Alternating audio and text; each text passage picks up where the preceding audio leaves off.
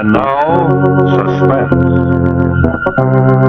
I wouldn't call myself a gamer, but I'm like real heavy into certain games, like the Middle Earth games. I was super deep into those. Oh yeah. The Lara Croft Tomb Raider games, I think are like some of like the greatest games ever made. What was the other one too? Like, I just don't have a lot of time for it now because like video games take up so. Dude, like if you once you start a game, especially one that you're deep into, like you could spend literally hundreds and hundreds of hours on it.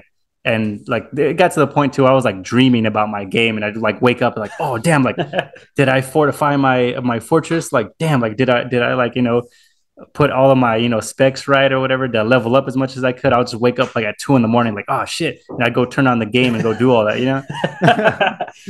I haven't I haven't been a gamer in forever, unfortunately, because like same reason, like life kind of gets in the way and stuff.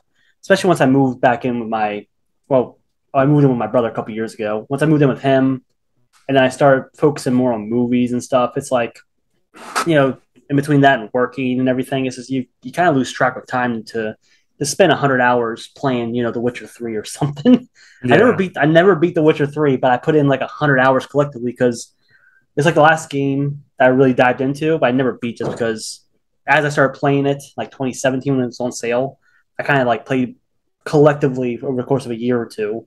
Then after like 2019, 2020, I kind of stopped playing altogether. And so now I randomly play when I want to, but I like to follow what's happening in the gaming world. Mm-hmm. Yeah, that too. Like Like, I follow a lot of gaming channels. I kind of tend to stick to more hobbies that don't take a whole lot of time. Like with mm, Yu-Gi-Oh and stuff, that does take some time, but not as much, especially because I'm more of on the collecting side now. I used to mm, be into the competitive playing of it, and I was pretty damn good, if I do say so mm. myself. I was really damn good back in the day, but like now I'm more into the collecting side of it. I go to the shops every once Mm. in a while or buy some packs or the tins or whatever. I've had a few people like I'm pretty regular at the shop, so a lot of them will ask me like, "Hey, there's a tournament on Friday. You should like join in." And I'm just like, "Nah, I'm good." Like these kids, I've seen these kids play nowadays, and like they're really good. And I'm like, I'm not trying to get embarrassed like that. I'm not trying to embarrass myself. So I'm good. Same here. I like Yu-Gi-Oh for like I think we talked about it. Like I just like collecting. I like the weird gimmick decks or gimmick archetypes. I love it when they put out a new Blue Eyes card because I'm like, how Mhm. weird can they fucking make it? Because like there's so much. They've done so many weird things with Blue Eyes and Dark Magician. You're kind of like, okay, bring it out. I'll look at it. I guess. Yeah, yeah. We're And talking the only about person I that. really played with was just the only person I really played with is just like a couple friends of mine. We would go to the shop, but we would never do like I knew I wasn't good, so I would Mhm. never actually try an actual tournament. So I would just hang out with a couple of my friends. But me and my friends, we knew we weren't good, and we played gimmicky ass decks. Like my friend was obsessed with Six Samurai all the way until Mhm. 2019. Up until all the shops closed, he would just play that one archetype, and I would play like whatever the newest niche mid tier like archetype was because I like to experiment and stuff like that. Like Mhm. the rockets, those are fun. I like those guys. So shit like that, I would just I would focus on those where I knew they weren't actually that good, but they were fun. Mhm. I used to love. It wasn't that great, but I just loved it. Was I used to run Crystal Beasts a lot. It was very Oh annoying yeah, at the time, dude. At the time, it was a very annoying deck, especially if you didn't really know how to like counter anything. They just keep coming back over and over and over. And so like I remember it used to piss a lot of people off. They'd be like, "No, you can't do that." But like that's what I loved about it is because it wasn't great, but if you had a really cool strategy, you could like keep going and going and going, and like people would either just give up or like get really mad, and that's what I loved. it's fun. It's a fun gimmick. Didn't they get new support recently? Like they have a new structure deck or something. I think so. I'll have to look into it. But yeah, it's funny because I haven't even gotten the new tin or any of the new like there was like two structure decks that just came out recently and a couple other Yeah, packs.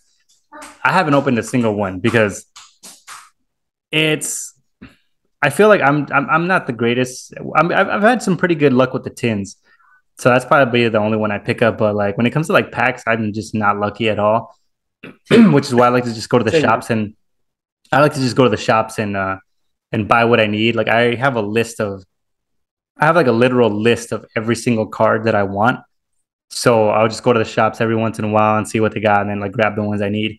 But for the most part, like I've never been good with packs. So like when I do open packs, it's just for fun, and I already know for a fact I'm not getting shit. So I just do it for fun. So I just like Yeah. tear it open and be like, oh, that's cool, and just like throw it. Like I have like a stack on the side of my bed. It's like literally just like wrappers and like stacks of cards that I didn't even put away yet because I'm like, oh, that's cool, and I just kind of like throw it to the side. I what I like to do is I used same thing, but I would always buy the decks or individual cards, and I would just make decks and just like never use them except outside of a couple times, and then I would put them in the deck box and mark it, and I just put it to the side. So I got like a dozen decks I made that like I only ever used once because I think it's fun to do that, you know. Mm-hmm. Yeah, it is. That's kind of what the best part of back in the day, like old school Yu-Gi-Oh. The best part of that was deck building because Mm-hmm. like when you think about it, that's a real like art form. You know what I mean? Like you have to take all these cards at the time, you know, before there were archetypes and stuff like that. Before you would literally just have to get a whole bunch of random shit and like put it together in a way that would actually work in, you know, cohesively. Nowadays, it's super easy. You Mm-hmm. could just buy a structure deck, or you could literally build your own stuff, and you kind of know what goes together. But back in the day, you kind of just had to guess. Oh yeah, back then it was. Although you always knew you needed pot of greed, of course. Yeah. You needed all the draw power you needed, and then Mm-hmm. you just kind of put in like the easiest to summon monster. Honestly, once synchro summons came in, I kind of fell out of it because that's when it got a little too advanced for me. But then I would always Mm-hmm. like come back every like year or two. I'm like, what's new in Yu-Gi-Oh? Because it's always fascinating. Yeah. I think that's about the time too when I left. I think that was like 20, 2013, 2014, or something like that. I can't remember when. I think 2013 was Pendulum, or was that 2016? I don't remember. Something like that. Yeah, because I remember synchros were a thing, and I was like, oh, okay, this is fine. You know, I could deal with it. And then Exceed came out, and I was like, I don't know, like you kind of lost me there. And Yeah, it's getting. then yeah, and then Link summoning I was like, I don't know, but honestly, now I get it. I get Link summoning now, so I'm not like super hard in it. I personally really like Link summoning. I think it's cool. I think it's awesome. A lot of the cards too. A lot of the newer like Link Mhm. cards, they're fucking awesome. And pendulums, we could do without those. Never got into them. Didn't they like overpower them in like the very beginning? And now there hasn't been a good pendulum deck in like 5 years. Yeah, and then for a little bit they had they just added a bunch of like waifu cards to pendulum so people would buy them, and it worked because I bought a bunch of them. I was like, you Oh yeah, me bastards. I was too. like, fuck it, all right, looks like I'm getting these pendulums. You know, they're really good at marketing stuff like that. Like Oh yeah. throw some, you know, especially like with the nerd cultures, like throw some waifus in there, they're gonna buy it. Like I remember you were talking about like Oh yeah, easily. if anything with dark magician girls on it, it's like, all right, I'm buying it. Oh yeah, I got like four different variations, like all the different alternate covers and the different versions of her, just because I'm like, I gotta have Dark Magician Girl. Yeah. I have a damn play mat of like sexy Dark Magician Girl because like, I saw it. I'm like, I gotta get it. It's Dark Magician Girl. Hmm. My new one is like the IP Masquerina. Like anything with IP Masquerina on it, I was like, yeah, I'm getting it. Do you ever just get it and then like you look at it for like what, an hour, a day, and then you just put it away and never look at it again? Pretty much. That's I think that's the like the rule of thumb with anything you collect. Like Mm, that's why I try not to be a collector of sorts. Like when people get mad when I say that, when I say that I'm not a collector, because I don't collect shit, because I feel like the term collect or like collection is something you have that you never do anything with. That's what it's called, a collection. It's like a collection of shit that mm. you just never do anything with. Like if anything, the only thing I have a collection of is Yu-Gi-Oh cards, because there are cards besides like my very valuable cards that I take out and I just like look at every once in a while because it's awesome. Mhm. Like when I pulled like two what the hell was this? The pot of it was the newer pot cards that were like 100 $200 at one time. I got like two of them within like days of each other. So I just like look at them like, damn, that was nice. Like that's nice. But like all of the other common cards that I have are literally in a box, and I never look at them. Like every once in a while, I like pull them out Oh and be like, yeah, oh, this is cool for nostalgia purposes. But other than that, they're just sitting in a box. They don't, yeah. you know, they don't do shit. Like those Yeah, Funko Pops, I can't get into them because what am I gonna do with them? yeah, see, that's a collection because you literally just display them, in their box or out of box, and they just sit there. You don't play with Funko Pops. Like I have action figures, like my DC action figures. Like I don't really play with them, but if I wanted to, I could. Because they're fully posable and you can move them around. Funko Pops, they don't move. They're literally only for display. My friend is obsessed with those damn things. I think he has like 150 somewhere. Like there's an app you can have that actually calculates the value of Funko Pops, and so that's what he does. He'll find niche weird ones, add to his like digital collection, and keep it in a box just in his apartment somewhere, just so he can say this Funko Pop is worth $80, but I found it at a flea market for 20. He's one of those guys. He's just obsessed with them. Yeah, that's also a weird thing. Like I do that with my Yu-Gi-Oh cards. Like I have like the TCG player app, but that's usually just so I'm not getting screwed over by like somebody that I can have proof of it. So I can be like, if I go somewhere, and I've been places like my local Zia and stuff, they'll be trying to like sell some secret rare that's only worth like $10 for like 25. And I can just pull it up and be like, bro, market price is $10. Like I'm not paying more than that. Exactly. But that's one of the things I hate about going to TCG players sometimes, whereas like you always find people who just mark it up way too high, and you're like, I'm not paying like 2 times the market value just because it's in a better condition, Yeah. But I've gotten pretty lucky too at some of the local shops that I go to. Either they just don't care too much about Yu-Gi-Oh, because like where I'm at, Yu-Gi-Oh, it's like Magic, Pokemon, Yu-Gi-Oh, and then everything else. So like I get a lot of really good deals. I get a lot of really good deals on Yu-Gi-Oh because no one gives a shit. Everyone's really into like Magic and Pokemon.